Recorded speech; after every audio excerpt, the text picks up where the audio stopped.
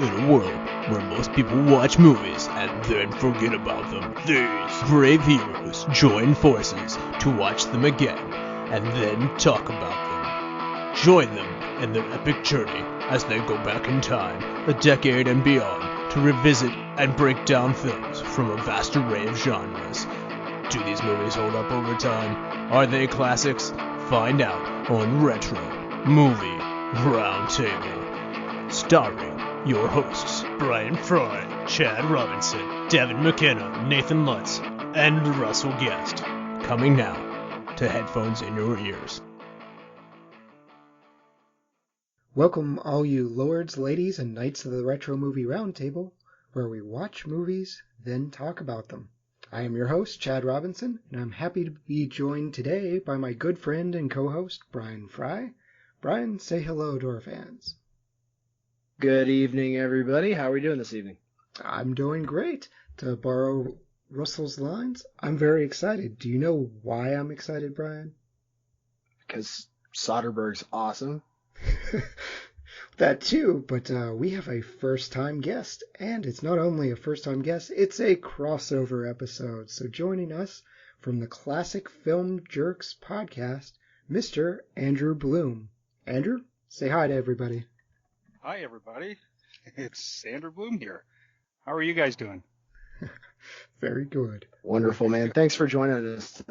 Yeah, we are very excited. Russell actually introduced me to this podcast, so listen to them.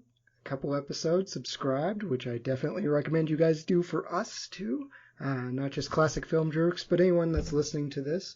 So we want to talk to you, Andrew, and get to know you a little better before we break down our movie. So we'll get started with a couple of warm-up questions. Sure. So where are you from, and what made you want to do a classic film podcast? I am from a town called London in Canada, and we started this podcast in 2011. I had to look it up today because my memory doesn't go that far back. And really, I think the whole idea behind it was Michael DiGiovanni and myself. We're doing another podcast, and it was kind of phasing out, and we thought, we've been fans of movies our whole lives, but we've never, ever watched the movies on the AFI Top 100, at least not many of them. So we kind of set it out as our goal to watch all 100 and, of course, talk about it. Very good. And how far have you gotten through that list? 2. No. It's good to have goals. Yeah. You set them, you just don't do them. I think we're over halfway through now because what we've started to get, which is really nice, is people making requests. So then we get requests, and at Halloween we do a Halloween movie. They're never on that list. And at Christmas we do a Christmas movie, and they're rarely ever on that list. So we only get to a couple off of the list every year. Yeah. What's been your favorite one so far? Oh my gosh. Favorite one so far? I really enjoyed Bridge over the River Kwai. Oh, yes. Yeah, and that we did way back when. Like, I've had a lot of movies that I've enjoyed. I find it's more fun when you don't enjoy the movie to talk about them. Because you can pick them apart. Yes. But when you... spicier. It is spicier. Yeah, when you both like it, then it's like, yeah, good. Yeah, it was good. Okay. Well, now what? Well, hold that thought. We'll move on to the next question, though. What's the last movie you saw, Andrew? Oddly, so the last movie we did was Star Wars. I don't think I have to explain that one to you because it's on there, even though the premise of the show is to watch movies we haven't seen before. Obviously, we've seen that one. Oh, I should hope so, yes. Yeah. Yep. Bryan, how about you? What's the last movie you saw? I watched the dumpster fire that is Wonder Woman 1984. Oh, I keep hearing bad things about that. That's so disappointing. I mean, it's worth watching, I suppose. I mean, there's worse things you can do with 2 hours of your time, but not much. Well, speaking of bad superhero movies, my last one was Venom. And at the end of Venom, it was available on Amazon Prime for $1.50. I was like, yeah, why not? It's like, well, that was stupid. But it was good stupid. So I'm going to recommend it, but not on the... If you want to go see Captain America the Winter Soldier, like an actual thoughtful, good superhero movie, Venom ain't it. But if you just want to watch bad guys get eaten, this is your movie. I'm disappointed I missed out on the Venom for $1.99. I'd drop $2 on it. I've definitely spent $2 on worse things than that. Oh yeah. Yeah. All right, $1.50, even better. So Andrew, what movie have you guys covered on Classic Film Jerks that you would most want to remake? Oh, that's a good question, because often during the podcast we always talk about, what if it wasn't made? Who'd you cast today? Whatever. One of the ones that I would just love to see remade is Easy Rider. And probably not for the good reason that you're thinking. I hated that film. Oh, no. And yeah, I, for whatever reason, didn't strike a chord with me. And I would just love to see it done again, to see what could be done with it. I know a lot of people probably hate me now for saying that, but I would definitely like to see that one done again. I liked your ideas. I was listening to The Bride of Frankenstein. I'm a huge horror fan. I listened to your podcast on that, and I liked your recast for that. I really liked Eva Green as the bride. I think that's fun. And I know Bryan's in support of Eva Green in whatever. I would support Eva Green in whatever endeavor she would like to do. Yes, you could cast her as Frankenstein's monster, and that's just fine. Yeah. Whatever she wants. Yep. Whatever she wants to do. Before we dig into the movie, tell us where our listeners can find the Classic Film Jerks podcast, Andrew. Yeah, so we are on iTunes, Spotify, Amazon, pretty much anywhere you can get your hands on a podcast. We found a way to sneak our way in there. We're on Instagram, Facebook, and also, I think if for email, it's classicfilmjerks@gmail.com. Excellent. It's a very funny show. It's a very fun show, so please check it out. Do us a favor, do them a favor, do yourselves a favor. Check it out. Now we're going to reintroduce our movie. Bryan, will you help us reintroduce Out of Sight from 1999? Absolutely. Out of Sight was directed by Steven Soderbergh. This guy, I'm just a fan of crime movies, so this guy's a lot of fun for me. This movie is starring George Clooney, Jennifer Lopez, Ving Rhames, Don Cheadle, Catherine Keener, Steve Zahn, Dennis Ferreira, and Albert Brooks. Farina. Its release date was 1998. It grossed $37 and about $500,000. Placed 53rd in the box office that year. It was ahead of How Stella Got Her Groove Back and behind urban legend Jared Leto. Dude, I was trying to keep him out of one podcast. Number one movie that year was Titanic. Its IMDb rating is 7. Rotten Tomatoes gave it a 93, and the audience score gave it a 74. So critics liked it better than the people. It got Entertainment Weekly's sexiest film ever on their 50 sexiest movies ever list, and also number 9 of their top 25 modern romances. It was nominated, but did not make it on the AFI's 100 Years, 100 Thrills list. Yes, so we've got a sexy crime film that sort of has the Crash syndrome of critics love it, audiences like, maybe not, but did not do very well for a George Clooney vehicle. So for our expectations, Andrew, we'll start with you. Had you seen Out of Sight before? I had. It's been quite some time, but I have seen this. Oh, geez, a long time. Well, considering it came out in 98, I saw it a long time ago. Yeah, what were your expectations coming in this time? So this time I watched it with my wife, and I swear I said to her, "Hey, dear, we've seen this before, but I want to watch it for the podcast." And she was like, "Oh, I don't think I've seen this." And I was like, "Oh, it might have been someone else." Kidding. And so I figured it would be cheesy. Like, I didn't know if it would hold up. When I first saw this, it was probably around 2001. I remember really enjoying this movie.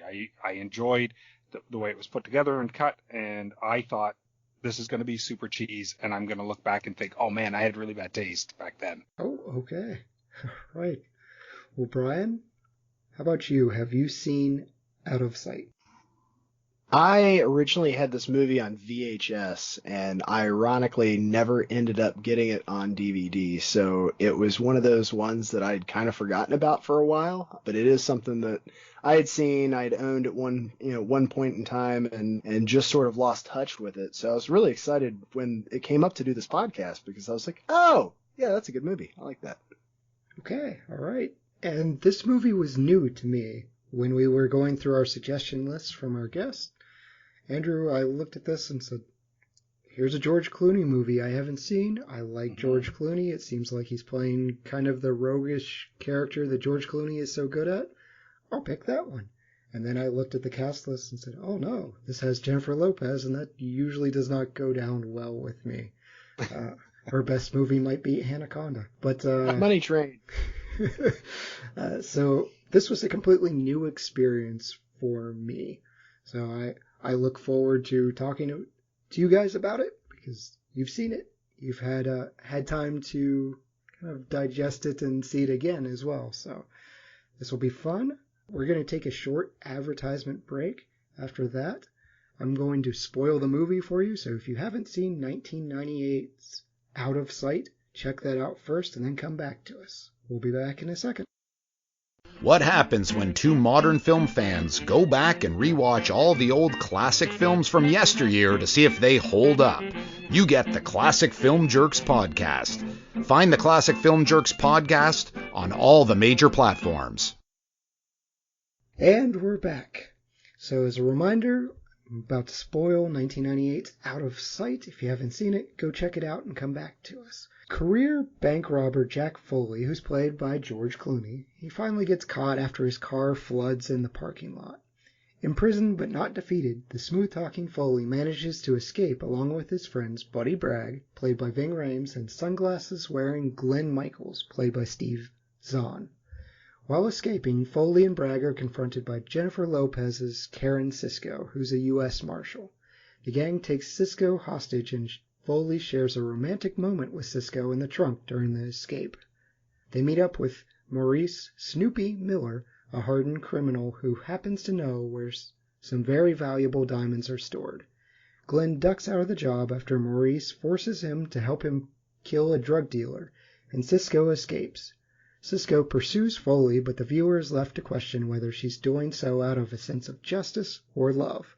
So we see Cisco climb into the bathtub with Foley, pantsuit completely on, instead of just arresting him.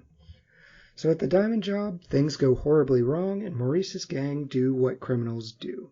Foley kills one of them who is attempting to sexually assault the housekeeper, and Maurice turns on Foley. Just in the nick of time, Cisco shows up and shoots Maurice and arrests Foley. Buddy slips away with the diamonds. As Foley's being loaded into a prisoner van, finds out Cisco has arranged for Mace Windu himself to be transferred with Foley, and it just so happens that the criminal has escaped from prison 9 prior times. The movie ends with Cisco smiling as the van leaves, knowing she's really bad at her job. Solid. Our movie today is based on an Elmore Leonard novel, and we'll just jump right into the screenplay plot discussion. Guys, what did you think of Out of Sight? As far as it goes for a movie, like this holds my attention front to back. I know you mentioned before you didn't really like Jennifer Lopez in it, but I think the character, you didn't like Jennifer Lopez usually, but I think the character that she plays in it helps you forget a little bit that it's Jennifer Lopez. I thought that I enjoyed this movie. I liked it the first time I saw it, and I liked it still today watching it however many decades later. It's interesting. I don't know if this was one of her earlier movies. I really should have done more research on this, but I feel like this was an early appearance of Jennifer Lopez. I know with George Clooney, everyone was praising him like this was his big breakout movie, and this was the first time we've really seen him. Like, From Dusk Till Dawn was 1996. Does that movie not exist, anyone? That was great. That was a great Clooney vehicle. Go see that one. I do feel like that movie was widely overlooked, except in the niche of kind of Tarantino rabid folks who enjoy that sort of market. Like, this is a much more mainstream, accessible film than I would say Dusk Till Dawn was. And also, you kind of forget Clooney's in that movie. Like, you remember, oh yeah, it's about vampires and it changes, but you forget that Clooney's all tatted up and in that film, and it's not like it was bad. It just, you don't think of that as much, or I don't, as a Clooney movie. That's true. It feels more like a Robert Rodriguez, Quentin Tarantino vehicle than it does a George Clooney movie. Yeah, I'm sure that even though I love From Dusk Till Dawn, if you told me to rattle off George Clooney movies until I could stop, I'm not even sure if that would have made the list. Ah, that's interesting. Yeah, I wouldn't have thought of that, yeah. I did see a lot of comments. It was apparently the swoop-backed hair coming from male critics. They're like, he's far more handsome, so he changed his haircut for this movie, and off he went. Sky's the limit for swoop-backed hair George Clooney. But Bryan, this feels like your comfort food. The crime movie. Yeah, Elmore Leonard, I really enjoy his books too. He's actually the person behind the TV show Justified as well. So if you like this kind of thing, I highly recommend this guy's books because they do lend themselves really well for heroes, villains, and anti-heroes for that matter, just the way he writes. So anytime they kind of co-opt one of his projects or books for a film or TV show, I'm usually game. This style movie where it's not an action film, there's definitely not enough action in it for you to say, oh yeah, it's action. It's got that air of suspense. I thought they did the sexuality in this movie very well. It's tense where it needs to be tense. It's hot where it needs to be hot. They really touch on a lot of different things. And, you know, when you read something and it says, okay, well, it's kind of a comedy, sure. It's got the crime, sure. It's got the drama. It's actually got romance. So it covers a lot of bases, and I feel like it has a lot to share with its audience, regardless of, you know, who goes to see it and why. Yeah, Andrew, watching this with your wife, even if it was a new experience, did she end her experience of like, oh, that was a hot movie, that was great, that was a romance movie, or was there too much crime? No, she really enjoyed it. I don't know. My mom was in the room, oh, no. So I think the hot movie part of it was lost. But I will say this. God, so uncomfortable. I will say this. In the past, when I have recommended movies for guys, when they're like, what's a movie I can watch on a date or with a girl that I'm dating or whatever it is, 9 times out of 10, I'm saying Out of Sight. 1, because I always thought it was an overlooked film. 2, if you're not getting lucky after watching this movie with the person you're with, then you've got clear signs that you're in the friend zone. And it's enjoyable, it's not happening. Right? Yeah. So I thought that this was, I've always touted this in my mind as the sexiest movie, and I mean it won awards for. I didn't even realize that, for a movie that shows nothing. Yeah. They don't even make out. You barely see it. You barely see anything. It's such a great scene that they've got, and I'd say a lot of chemistry between the two of them. Yeah, I really should have done literally any homework ahead of time for this movie, because I watched it by myself, and that may have dramatically affected my enjoyment of this movie, because I'm watching it and I'm like, this is setting women back years. They make fun of Jennifer Lopez and the U.S. Marshal, and there's this sexism of it, but the first opportunity that she has to deal with a handsome criminal, she falls in love with him, doesn't arrest him, and then arranges for him to escape. It's like, all right, you know, this is not a female empowerment vehicle, but if you're looking for a Twilight type romance, yeah, you know, it's still 1998. Like, they still didn't have everything perfect. You know, she wasn't making great choices in the first place. Yeah, like they alluded to that, right? Yeah. No, it's fine. It's just odd. It's like, here's our female marshal. The book actually featured her on the cover with a shotgun. She's supposed to be this awesome character. And it's like, okay, she makes silly silly decisions time and time again, and is largely bad at her job. Well, I think that this is the only spot like where you look and you're kind of like, it's a little inconsistent because she's tough. I get the sense that she's tough, but then she's also kind of makes bad choices. So she's, dating a guy who's married. There was another bank robber that she had dated in the past. She's got a thing for the bad guy. And in this case, what a handsome bad guy. So, I mean, Karen Sisco, good for you, I guess, but yeah, you're fine. Oh, I get it. I get swooning over George Clooney. If I were in a trunk with George Clooney, I'd be following him too. But she would be removed from the Capitol Response Team. She would be one of the 12 that we've just removed. It's like, no, you can't guard the president because you might fall in love with one of the protesters. Yeah, I was just going to say, but, he's not very good at his job either. So, do you just feel like their chemistry or they're two people that were able to find that middle ground because neither of them were really far enough in their correct direction to make it work on its own? That was the original tagline for the movie. Two people crappy at their job, might as well get together. Yeah, he's robbed hundreds of banks, but is driving a Toyota Tercel. What is? But he's not even necessarily. Well, he just gotten out. That's why he was at that job interview. But anyway, it's not even necessarily that either of them are bad at their job full time. It's just they both have made bad decisions in the past, culminating in this additionally bad decision. You have two extremely good-looking people who get together, and it's a rule that they must sleep together. No, I don't think Clooney's bad at his job. I think that's bad. It's kind of bad luck there because I'm going to say one of my favorite scenes in this movie is how he robs that bank at the beginning. Yeah, that was brilliant. Just sees the open briefcase and sets that guy up for a lifetime in jail. Yeah. The only funny thing is who goes to a job interview with tape on their fingers? Just got a joint, man. Yeah. I don't know. Bryan's probably had quite a few weird job interviews of people doing strange things. Yeah, I mean, I've seen some stuff. Yeah, he seemed pretty competent and pretty smart with the prison escape. The initial one where he's setting people up, he's playing the guards off.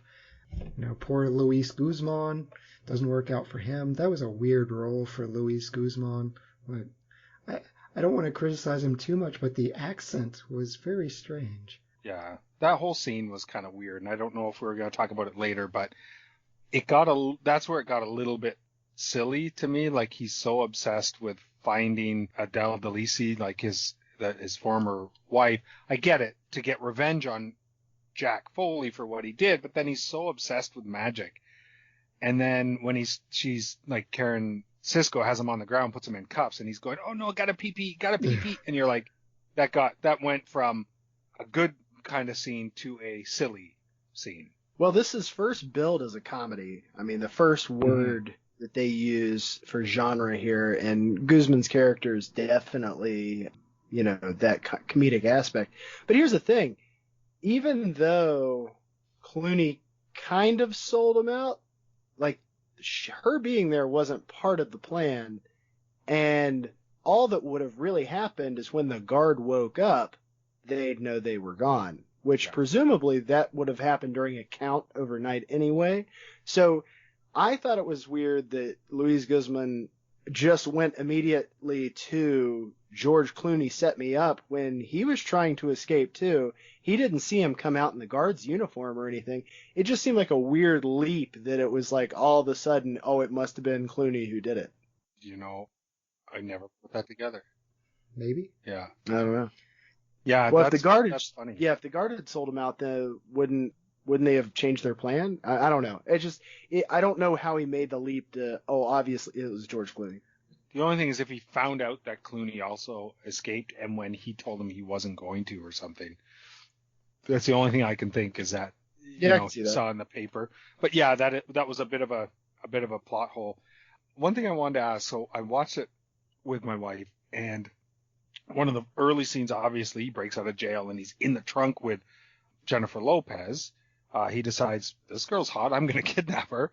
And she's like, it's really creepy. He's being creepy. Yes. And I didn't really think that the first couple times I saw it, going way back, because I was so into like their conversation and whatever. And then you realize he's got his hand on her. He's covered in mud and crap. And she's so calm. Yeah. Do you think it's because she's so well trained or because it's poorly written? I'm going to give them the benefit of the doubt and just say that was survival for her, of just play it cool, calm, and go along with what he's doing. But I agree.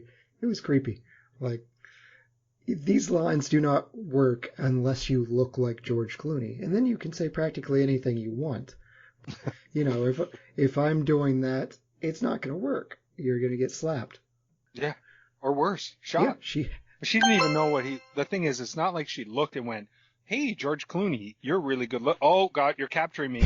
It was this guy dressed like a guard is covered in mud or poop, and you tackle me and I can't even see you. Yeah. And Ving Rhames is involved, who is a massive human being. You don't mess with Ving Rhames. I kind of felt like he was underutilized. Like, I wanted more of Ving Rhames just doing Ving Rhames things, even if it's Reign of Fire Ving Rhames. He was a more minor part in this than I think I would have liked to. You really can't go wrong with having more Ving Rhames. When you're putting together a recipe, more Ving Rhames is always what you ask for. Was this early for him too? I think so. When was Pulp Fiction? This was after Pulp Fiction? Yeah, it had to be. Well, no, I was trying to think. Like, first couple movies I remember seeing him in were Pulp Fiction and Mission Impossible 1. Yeah. Were probably the first two films I recall seeing him. Pulp Fiction was 94, so he's in that, and then Mission Impossible is 96, so yeah. Okay.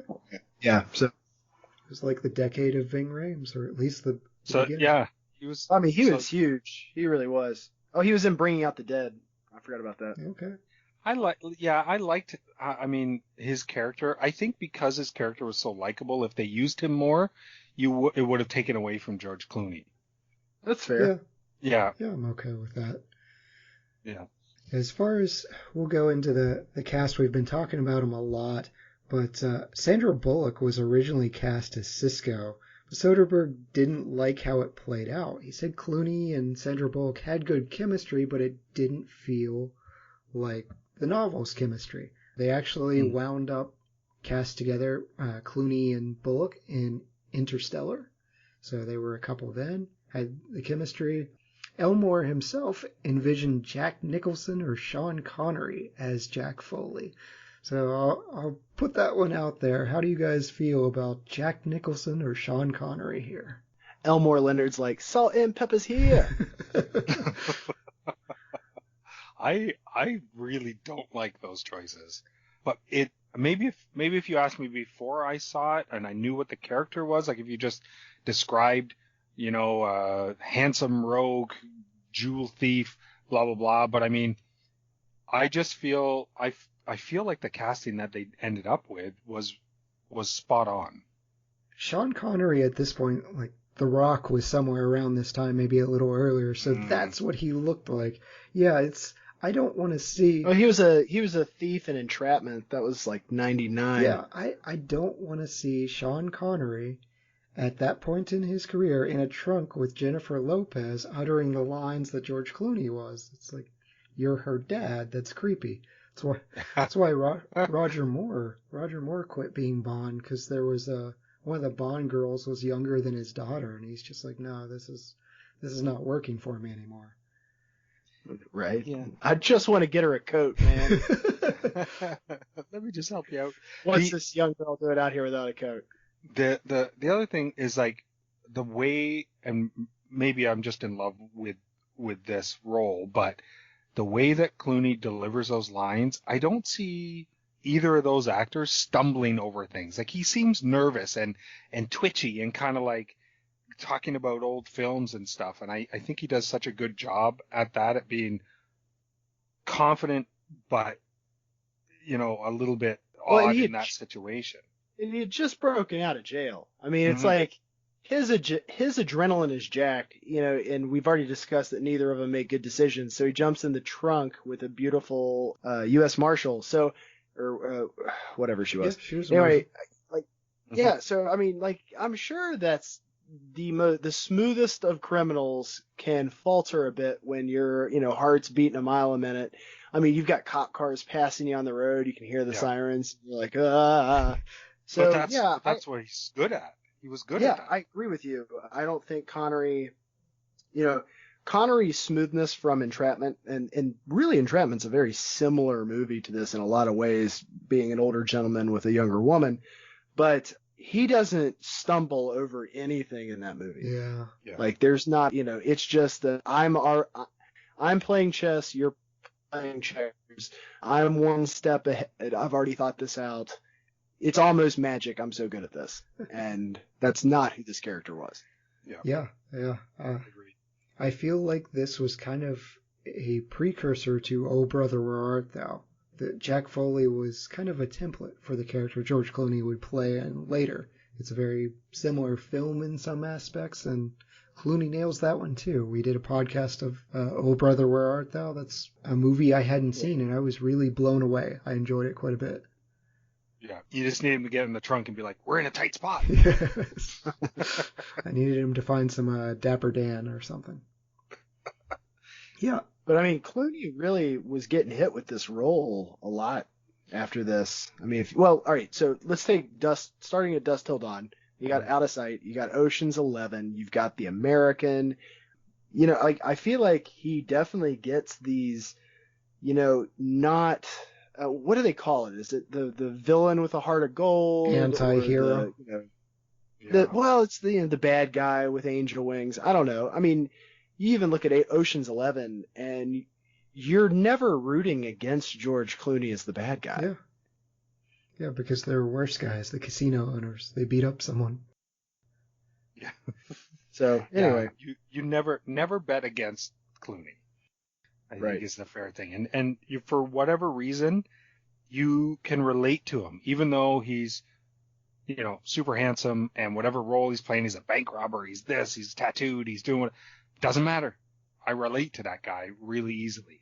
And George Clooney always plays George Clooney. Yes. Right. Yeah. And the other alternative casting we had, so Adele, Catherine Keener, she was actually slated for Karen Sisco as well. I liked her in the Adele role. I thought she did a really good job. I don't know how I would have felt about the Karen Sisco one. I felt she was almost a little too, I don't know if Miami is what she was going for, but that type of personality for Adele. She did a good job there. I agree. Yeah. Yeah, I can. She is quirky and weird and, magician's assistant, and she fits the role really well. And I know she's an actress and would probably be able to act very differently in the other role, but I don't see that having the same effect coming from her. Yeah. We'll jump into the film's creation. Our producer, Danny DeVito, hasn't been in anything, doesn't do anything. No, never heard of him. Always Sunny in Philadelphia. I'll cite he was the Penguin in Batman for Russell. Just get that out there. Michael Schomburg also helps out, and Stacey Sher. I don't know when DeVito got into producing, but this had to be one of his earlier productions, I would think. And our director, Brian's already mentioned him, Steven Soderbergh. He has done a lot of other films. One might even say he specializes in crime. Yes, yeah. Logan Lucky being one of the newer crime films that I've actually seen. A lot of these, honestly, I hadn't heard of. Behind the Candelabra or Side Effects, things like that. But Brian's mentioned Ocean's 11, 12. Did he not do? Traffic. Yeah, he didn't do Ocean's 13. That was very strange. King of the Hill, which is not the TV show. Aaron Brockovich, Traffic. Yeah, he really likes crime. So this is his thing. What do you guys think about Steven Soderbergh here? I do like, speaking specifically about this movie, he made a couple of really smart choices. I felt like the way it was filmed, he had those odd, well, could have been the editor, but I believe it was probably him. The pausing of some of the scenes in sometimes strange spots and sometimes just perfect, where it was just holding that moment just for a second, which is kind of a bit odd. I would like to. I'd say I'm a fan, even though, like you said, I look through. I've seen The Limey, I've seen Aaron Brockovich, but a lot of these movies on here, I'm like, oh, well, I haven't seen Bubble, I haven't seen these other ones. But generally, if someone told me you're going to see a movie by this guy, I'm like, I'm in. I'll go watch that. Yeah, Magic Mike is not on my list of movies to see. I don't know, maybe. Generally speaking.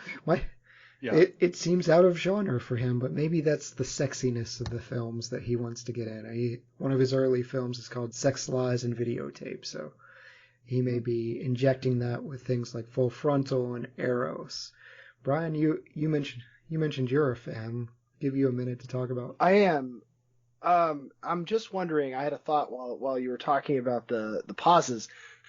Is that not a specific moment that he is using to show time frame? Like when he throws his tie in the beginning, that's important because you see him then leaving, getting thrown out by security, and why he was there in the first place. Yeah. What drove him to sporadically rob the SunTrust across the street. I think he uses those pauses to kind of be like, you need to cement this in your head because we're coming back to it. Yeah. And yeah, I can't say enough good things about this guy. I've really enjoyed Logan Lucky was phenomenal. My wife liked Magic Mike. Don't know why.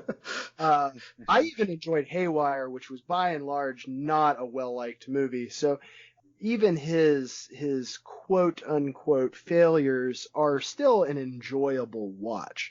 So, yeah, I mean, like you said, if somebody's calling me up and he goes, hey, you want to go see the new Soderbergh film? I'm like, what time? Fair enough. Yep. Yeah, I think I'm a mixed bag. I liked Logan Lucky. I don't think that would be it. A lot of these would not be hits with my wife, but maybe I have to go see the Magic Mites. We watched The Hunger Games. He was the second unit director on that one, so that's not really his fault, but I just don't think that series was geared for me. It's not really his fault. I'm sorry. Don't put Hunger Games on it. Well, here, look. I mean, Good German was great. The Oceans movies were great. Yes. I don't, stop me if I run into something here you're like, meh.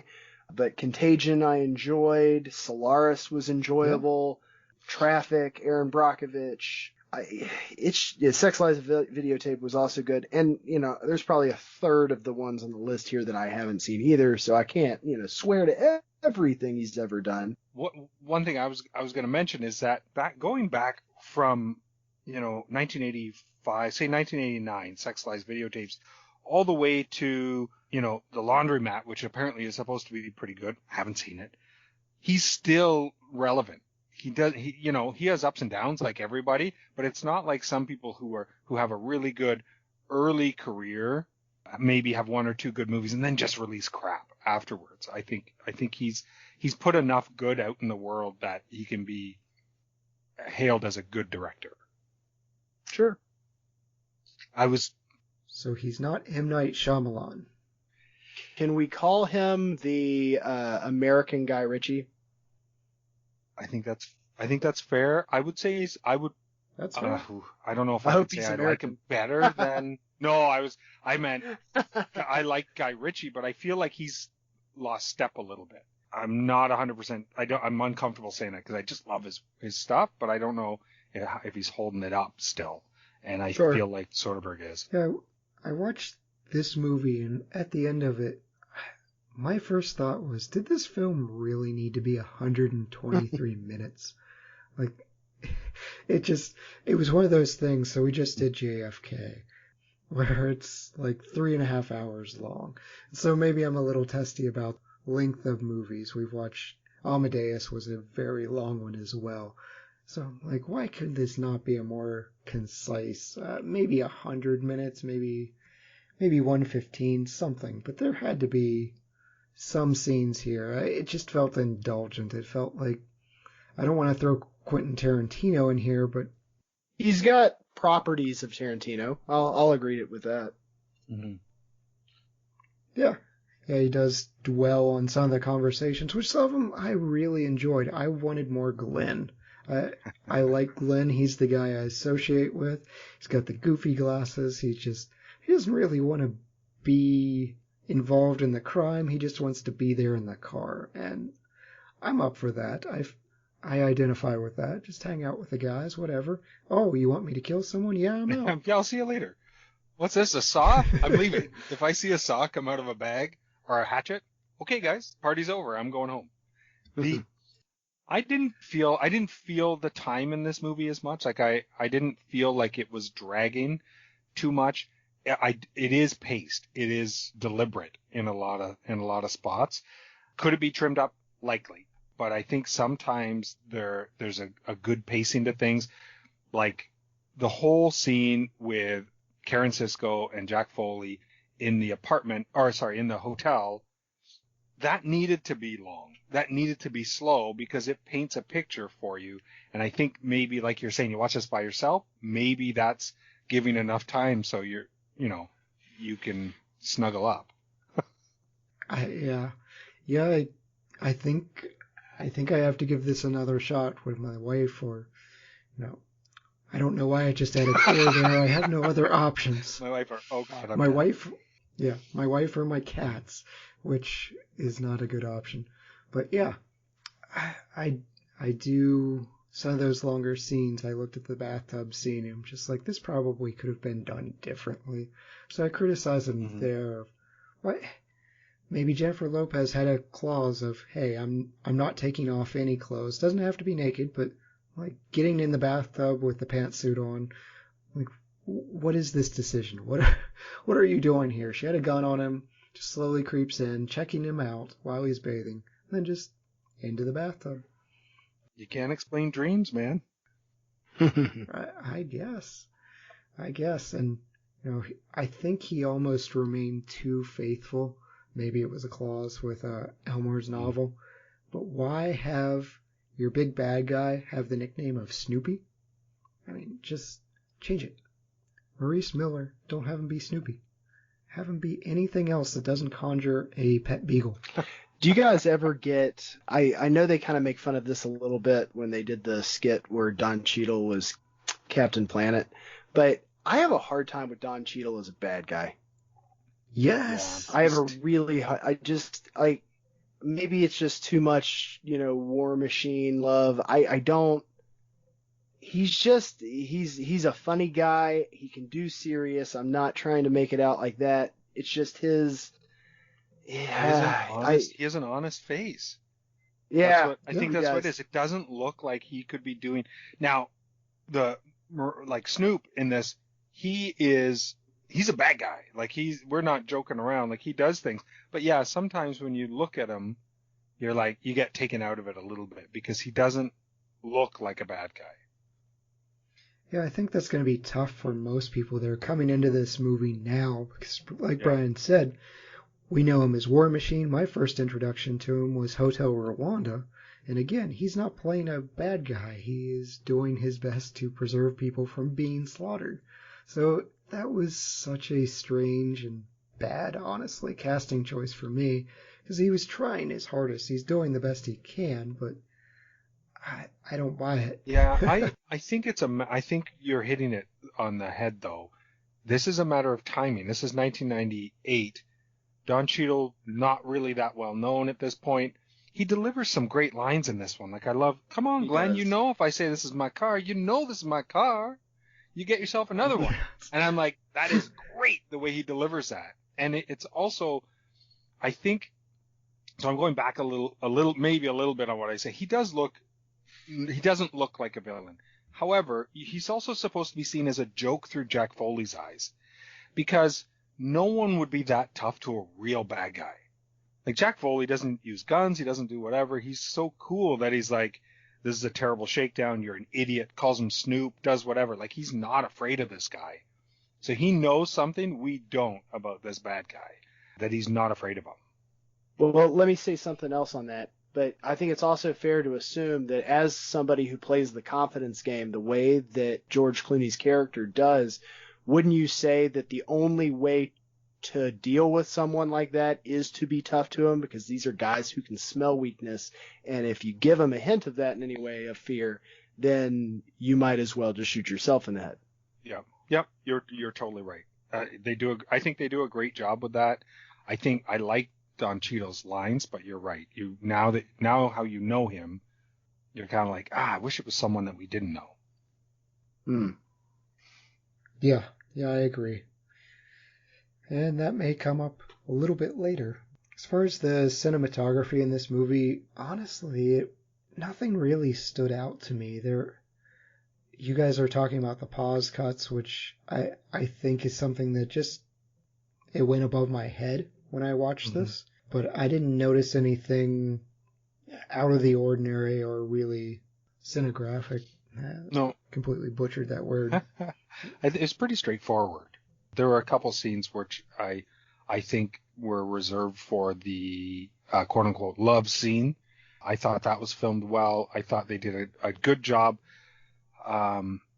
where Jennifer Lopez is getting hit on by those guys in the bar. And then rather than showing Clooney walk up directly, they shoot a reflection of him in the window, and he just walks up and delivers the line that I will probably talk about later, but where he just coolly says, "Buy you a drink." Yeah. So I thought that was shot well, but generally it's pretty straightforward. So as far as this movie goes, it was set in the late 90s. There's nothing time skip or anything like that. It does do the, 6 years or something ago, and then brings it up to modern day. But it's all set in the 90s, down in Florida. The set design, I actually thought it was nice. It was a real house that they used for Ripley's mansion, but the interior was the set. I thought that was a really nice interior set. I thought it was probably the best part of the movie. I don't know. I couldn't find out. I assume it was a real prison that they just borrowed their yard while no one was out or they were all in their cells. But maybe they built a prison set as well. But how do you guys feel about all of this being set in Florida? I mean, I think this could have been set anywhere. They could have said this is anywhere. They could have used Buffalo, New York instead of Detroit. That really wasn't a hang up or a consideration for me. Yeah. Buffalo. Okay, you want Ice Harvest 2.0. I don't know where I can't remember where Ice Harvest was set. That was Wichita Falls. That's right. Yeah, how can I forget that line? All right. I can see the requirement for having the two places, like having, Longpauc or wherever the Glades in Florida, and the crime in Detroit sets up for a long tour. It's not so easy to get to. They have some travel to go to. I enjoy how they filmed Detroit. I thought it looked pretty good. It's not unrecognizable today, but I thought it was good. But like you're saying, it could have been two other states that were far apart. Yeah, this almost feels to me, and maybe they leaned into it. I can't remember where the Ocean's movies were taking place, but it feels like it could have been in that same casino type environment, like Las Vegas or wherever, and it wouldn't have really mattered. I kind of wanted more Florida flavor or Detroit, either one. It did feel a bit generic. As far as wardrobe and costumes, I don't really feel like anyone was stretched. Maybe that's because I'm just coming off of Amadeus, which is a period piece, so everything's going to feel like, okay, we went with pantsuits and, Clooney's he's wearing suits in the beginning, he's wearing jail outfits, and then just kind of dirty from that point on. But there wasn't anything that stood out to me. So a funny thing about the wardrobe in this movie that I'd never really noticed the first time I watched it until I was really doing notes for our podcast for this specific one. I think the wardrobe thing, the comment to be had about this, because they really do the generic, prison garb. So, but no, it's suits. All right. So Clooney, the whole time, I'm always like, wow, his suit's really cool. Like, it's got the red inlay in the beginning sequence that comes up later. Like, he's got and she even mentions it at one point. She goes, "You really wear that suit." Then you got Don Cheadle stealing the dude's suits. He goes, "Oh, those are my suits?" And nah, these are my suits. Yeah. And then, and then Clooney freaks out when he was like, "What size are you?" And he brings in the security guard suit. So I feel like that suits were a part of this movie, that they were something that was continuously brought up because the suit makes the man. Yeah, that's a good point that I didn't think about very much. One of the things that was not noticed by me was noticed by my wife who's watching it. She right away said, "Oh, look at this. You can tell this is 98 by the suits. Suits are a little bit oversized. This is a little bit this, a little bit." I'm like, okay. I saw the inside of the red jacket. I'm like, that's cool. But yeah, she really noticed that the time they used, because it was not a period piece, the fashion was of that time. That's something I didn't notice. And that's a good point about the suits. I didn't really think about that. I think that's really smart. Yeah, I did notice the suits were a little bit oversized, and that is definitely late 90s, early 2000s, till we got the slimming, tight-fit, custom-tailored suits later on in the 2000s. Special effects and lighting. I thought the lighting in the trunk scene was nice. The mansion was well lit. There was this nice yellow light in the background. The trunk scene in particular was funny to me because it said they shot it 43 times and then didn't wind up using any of those takes. They actually had to reshoot it. And Jennifer Lopez, she said, I think she auditioned on George Clooney's couch with George Clooney. And she makes a joke of that's the only time she'd been on the casting couch. That's pretty good. Yeah, I don't think anything special effects and lighting struck me other than the lighting in the back of the car type of thing. But other than that, not so much. Yeah. Yeah, I would agree that I don't think it was a driver in here. They do some fun things in the hotel also, and, definitely the use of that diffused kind of orange glow on everything. But other than that, not a whole lot to talk about there. Yeah, and our soundtrack was done by DJ David Holmes. He was originally hired to write just a few sections in the main title, but Soderbergh wound up liking what he did so much that he had him score the whole film. He works with him again, and he has him score the Ocean's movies. Strangely enough, even though I just watched this one, the music is not sticking with me. I can remember the Ocean's movies and their soundtracks and remember liking them a lot. It was almost like a Danny Elfman type score. But here, the music just didn't stick with me very much. I think it was selectively used, which is good for a movie like this that's more character-driven, more dialogue-driven. I did feel it suited, like it was understated and quieter. Like you didn't have too many really loud scenes, except maybe in the mansion where it was kind of like a jazz drummer just going nuts. But I did kind of like just that simple boom, like where it would carry it through it and had pauses and stuff. I found, to me, the music was noticeable, but not overpowering. I liked it. Yeah, I remember thinking specifically, I was like, oh, it's Ocean's 11 music.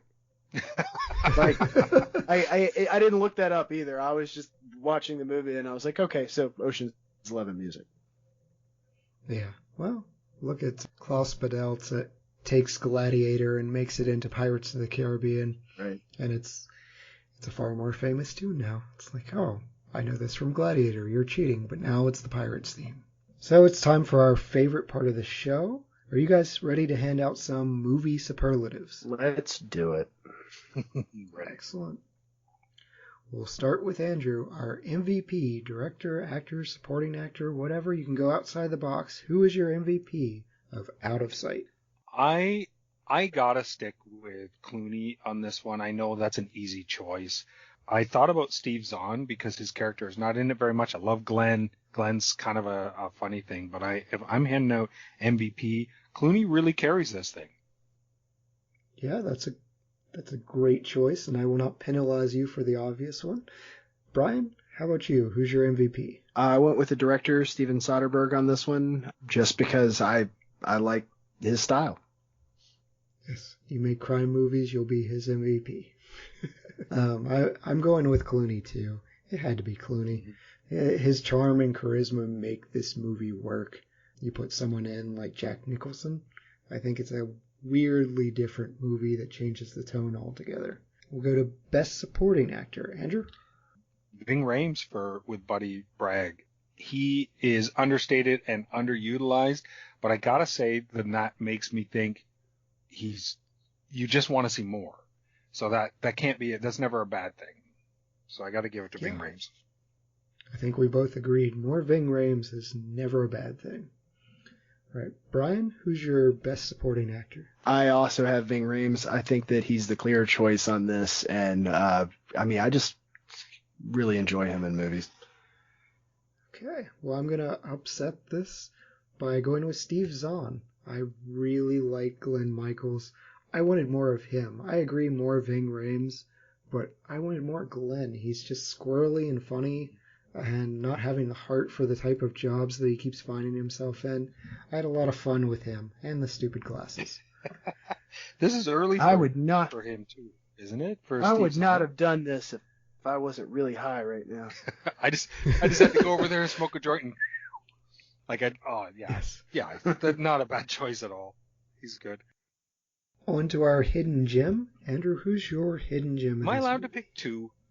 Because I had a really hard time here. So one thing you got to notice, Viola Davis is in this film, and she plays Snoop's baby mama. Would be my best guess at that one. But I have to put the dad in this, played by Farina. He's great. He's got great one-liners. He's a great supporting dad as well as a supporting character in this movie. I really liked him. Yes, and I think he was ex-police or played a police role, so he had that background beforehand. Yeah. Bryan, who's your hidden gem? I actually also had Dennis Farina. I really enjoy him. He finds his way into his share of crime movies too. I think he's one of those people, not unlike Brian Dennehy, that finds himself in certain roles all the time, and there's nothing wrong with that because he fits the part. Okay, yeah, I really enjoyed him, but I'm once again going to break up this party. I'm going with Michael Keaton's Ray Nicolette. That's good. That's a throwback to Jackie Brown. Check out our podcast on that. I will shamelessly plug whatever we've done. But yeah, Ray Nicolette is a weird story where he was involved with this Elmore novel, and they're different studios.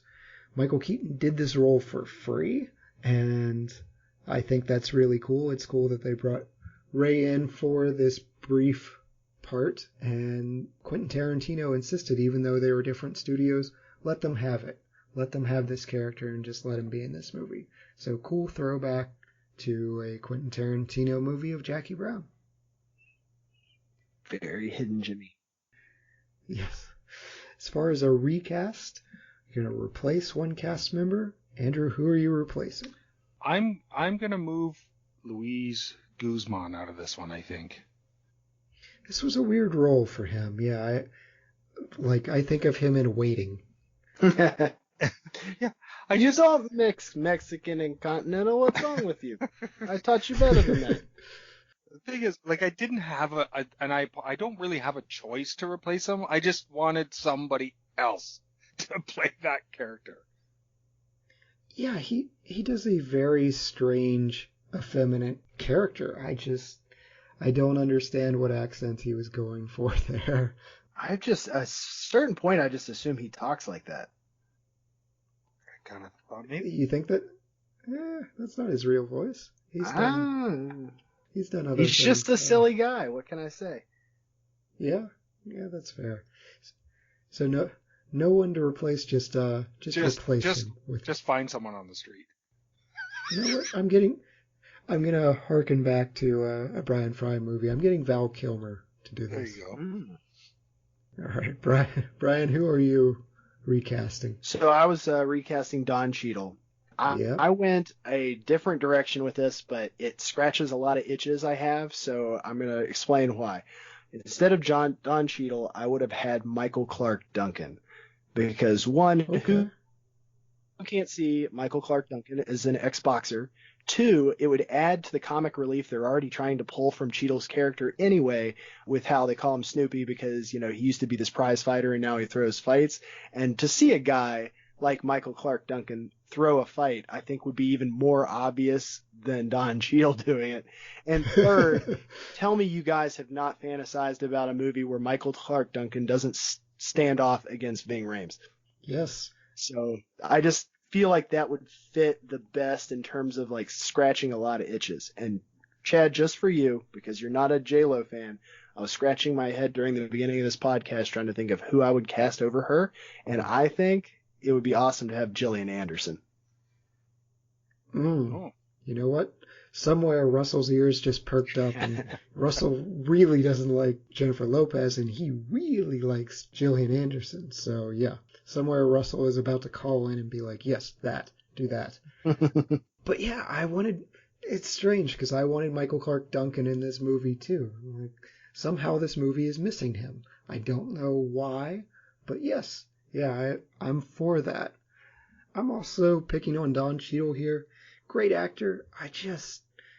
It's my fault for the movies I've seen him in first and foremost, but he just does not scream hardened criminal to me. So I went with a more modern casting. Mark Rose played Tupac in Straight Outta Compton. I kind of want him in this role. Maybe not as comedic. I think he could be a little more threatening than Don Cheadle. He hasn't played War Machine. Yeah. Best shot. Andrew? We talked about before, there's not a lot of like super crazy shots in this one, but I have to go with the hotel scene with the two of them. And maybe it's not so much a shot, but I really love the back and forth where they're peeling each other's clothes off or pulling their own clothes off and looking at each other. Who didn't like that part? Yeah. Well, I didn't even know there was a camera there. No, I think I enjoy that, but I think that like that whole scene going in where they've got the drink, they're sitting there.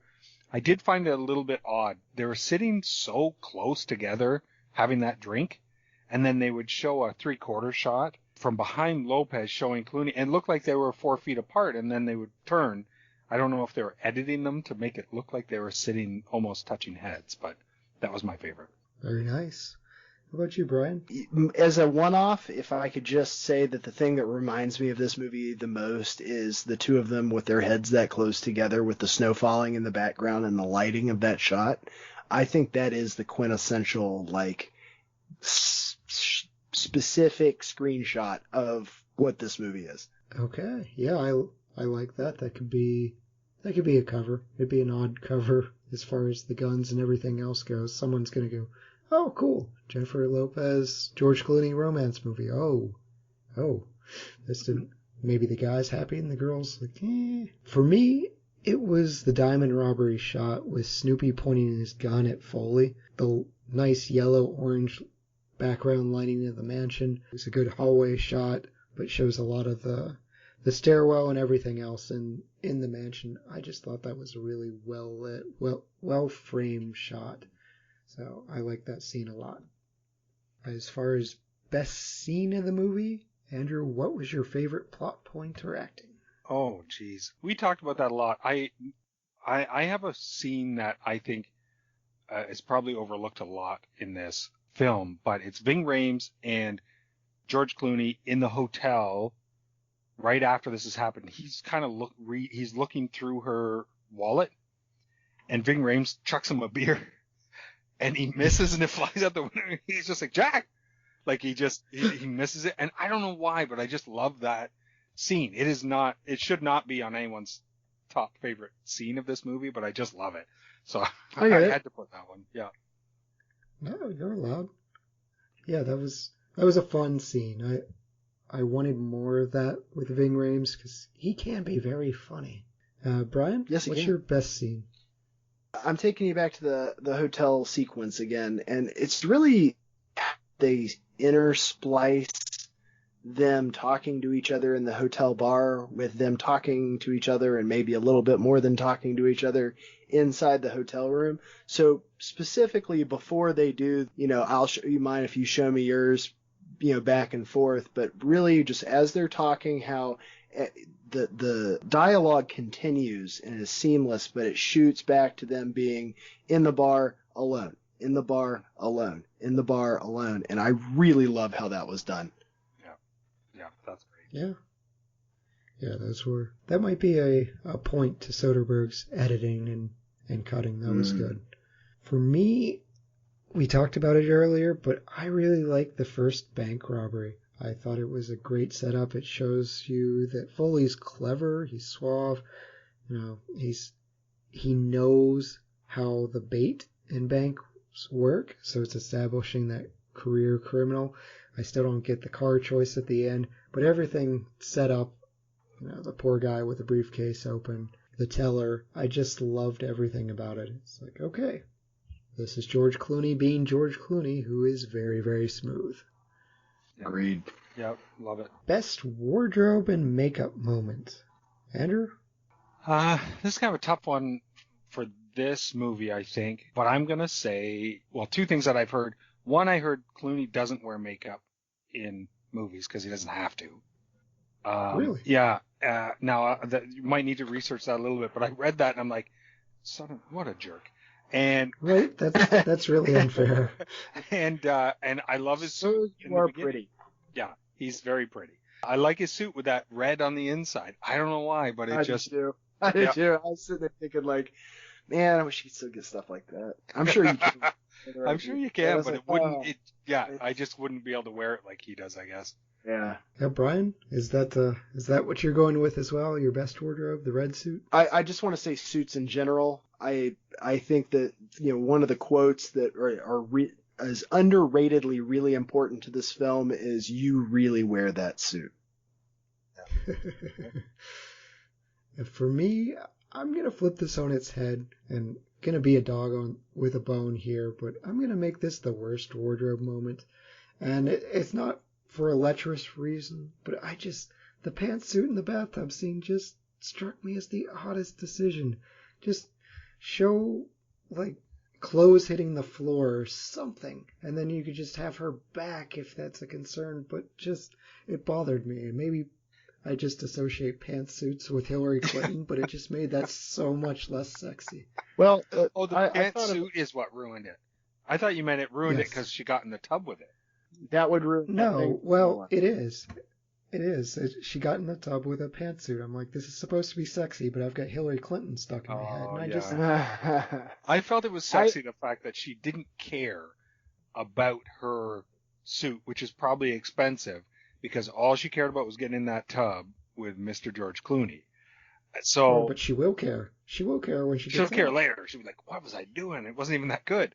But I mean, she in the moment and in the fact that it's a dream makes a difference. And the fact that she's getting in and not caring about that, I think is what makes it important, is that she doesn't care about the suit in this case. Again, dog with a bone. Yeah. And I think if Sarah had watched this with me, she wouldn't have been able to let that go either. Like, take off the pantsuit. Don't get that wet. No, now you're going to be soggy and miserable. Chad, this is where my mind. Chad, you sound like the wife in American Beauty. Chad, you're about to get beer on the couch. Who cares? No, I'm with her. I support that woman. So yes, always be cleanly when you're having sexy dreams or whatever else. Like just take off your clothes before you get in the bathtub. Fine. Moving on. Change one thing, Andrew. My change one thing and change one character was similar. Even if you left Luis Guzmán in this one, just make him not say, no, gotta pee. That was to me was kind of stupid. Take that out. All right, a little bit more serious character from Luis Guzmán. That's a big demand from the guy who was showing you the goat. Yeah. Bryan? I could have used a little bit more suspense in the ending. Clooney really comes out being the smartest guy in the room, and it shows, but I feel like for a movie of this caliber already, a little bit more, I could have been a little bit more on edge with the ending than I was. Yep. Yeah, I too wanted a little bit more tension and suspense. Yeah. I'm going to change a bigger thing, though, to get that. I know this is one of the sexiest movies of all time, but I actually thought the romance portion was unnecessary. Oh. Yeah, I'm just gonna... I'm the guy that they call for the Valentine's Day flicks, but I am just gonna take this one out. I'm for, like, a begrudging respect with Jennifer Lopez and George Clooney and their characters. I feel like this movie might work better as a chase flick. She can still have that respect and maybe even a subtle attraction, but I thought they leaned too hard into it. Okay. Yeah, that's fair. It gets it off all the lists and then just becomes the 56th or whatever movie of that year and probably in obscurity. So what do I know? Oh, it's already in the obscurity place. Yeah. Yeah, although George Clooney says this is one of his favorite roles. He really promotes this movie. I think it's because it was so important to his career. But he said he was like 4 pages into the script when he called and said, "Hey, I want this role." So yeah, he's really excited and he's a big proponent. So Clooney likes it. Best quote of the movie. Andrew, you've alluded to this, but you want to unleash it on us? Here's the thing. This movie misses a lot of points that we talk about tonight. Like maybe not always great lighting or cinematography or wardrobes or anything like that. One thing I think it does have is quotable moments in it. If I'm going to I'll pick my favorite. There are a couple that I've written down, but it's Jennifer Lopez's dad who looks at her boyfriend who's got his, FBI shirt on and looks at him and goes, "Hey, Ray, do you ever wear one that says undercover?" And he's like, "No." So deadpan, but I think it's just hilarious. Yes. Yeah. There are a lot of good quotes in this movie. I will give it that. Bryan, what about you? I went with Samuel L. Jackson. I prefer to think of it as an exodus from an undesirable place. He's in it very briefly, but yes. It was weird. That was a weird choice. I mean, now, maybe looking back now to have Samuel L. Jackson in it, but it seemed weird. Like he didn't look at the camera ever. He's looking all over the place. He's a bit shifty, but I think that was just maybe payment or payoff for the fans. It's another Jackie Brown nod, too. Right, yeah. I feel like that's where it came from. And Samuel L. Jackson agreed to do it for free. So, there's that. Okay. For me, we host a podcast, so I had to go with this line. This fellow holds you hostage and you talk about movies? Mm-hmm. Yes. Yes. Even in 1998, they were prepping for the Retro Movie Roundtable. There you go. So that's... Perfect. Yes. All right, Andrew. It's been fun. We'll give you some time here to plug your podcast, get people to listen to Classic Film Jerks. So you want to give it one last plug? Yeah, awesome. First of all, I want to thank you for having a crossover between us and Classic Film Jerks, which you can find anywhere you find podcasts. Classic Film Jerks is really what it says. It's a bunch of guys who are watching movies, haven't seen them, watching movies for the first time and trying to look at them in the light or the eye of the everyman. So please go and check us out. That would be great. Yes, please do. And thank you so much for coming on our show. It's been great. Now it's time. We're going to let people know what you thought of this movie. I want a 5-star scale with half-star intervals. Andrew, what are you giving Out of Sight? I have to give Out of Sight a 4. This is a very high score because I went between 3.5 and 4. But I've recommended this movie often to people and usually lands. And as you mentioned before, Jennifer Lopez in a movie before she became annoying. Well, she was still Jenny from the block, yes. Yes. All right. That's fair. Bryan, how about you? This is something I'm coming back to after probably several decades of not seeing it, and I'm kind of on a second honeymoon with it at the moment, so I'm going to also give it a 4-star. I'd recommend this to anybody to watch, and I think it's got enough facets to it and enough genre differences that really anybody can enjoy it. Okay. Well, I'm not going to be anybody. I have to give this a 2.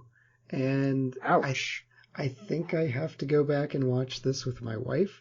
Maybe it'll rescue it a little bit, see what that produces. But for me, it didn't work. A lot of the cast seemed miscast. I didn't like the Luis Guzmán cast. Didn't particularly like Jennifer Lopez here. Really didn't like Don Cheadle in this role. So it's just like, all right, I like George Clooney and very little else that's going on here. The romance just didn't work for me. So for me, it's a 2-star movie. Might be one that I've revisited and warmed up to or have fond feelings for. Like I said, I will probably try this with my wife and see where it goes. If she likes it. She does actually like the crime movies, so if you throw in crime and romance, maybe this gets up to like a 3.5 stars if it gets a good snuggle. Are you giving your wife 1 star right now? Just kidding. Am I? Yeah, you're a 2. If she makes it a 3, you're giving your wife 1 star. Yes. Yeah. Yes. Excellent. I have watched so many. This is why I'm on our Valentine's Day episodes, because I've just watched a horrifying amount of romance movies. It's my wife's genre, along with animated movies. So sometimes we get a combination of animated romance. Yep, that's. I've seen horror and romance. Nice. Bryan, do you want to help us pick a movie for next time? Let's go. Right.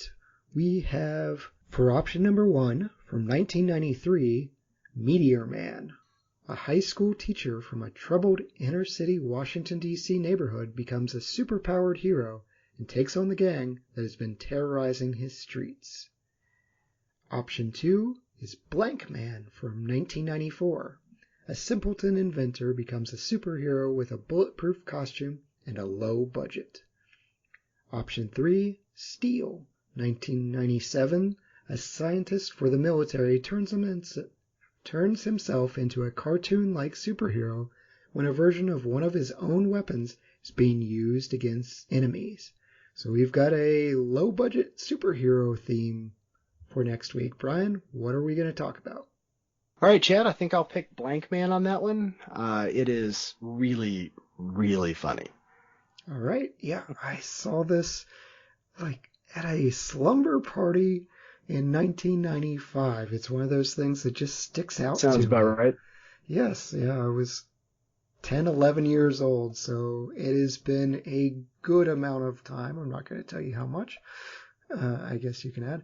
But it's been 2 decades since I've seen this movie. So we'll leave it at that. Thank you again, Andrew, for joining us. It's been a great time. Remember, all the lords, ladies, and knights of the Retro Movie Roundtable, we invite you to reach out to us. We want to hear from you. Subscribe, rate, review us on iTunes, Spotify, Stitcher, Google Play, YouTube, wherever millennials get podcasts, whatever the new generation is called. I'm old. Give us a like on Facebook if you still use that. Follow us on Twitter at movie_retro. Email us at retromovieroundtable@yahoo.com. Remember, producing and providing this podcast is fun, but it's not free. So we invite you to support the show at our Patreon page, patreon.com/Retro Movie Roundtable. Any contribution is much appreciated and will go towards making the show better for you, the listeners. As always, thank you for listening, be good to each other, and watch more movies. Bryan? Well, that's Tommy. He tells people he's named after a gun, but I know he was really named after a famous 19th century ballet dancer.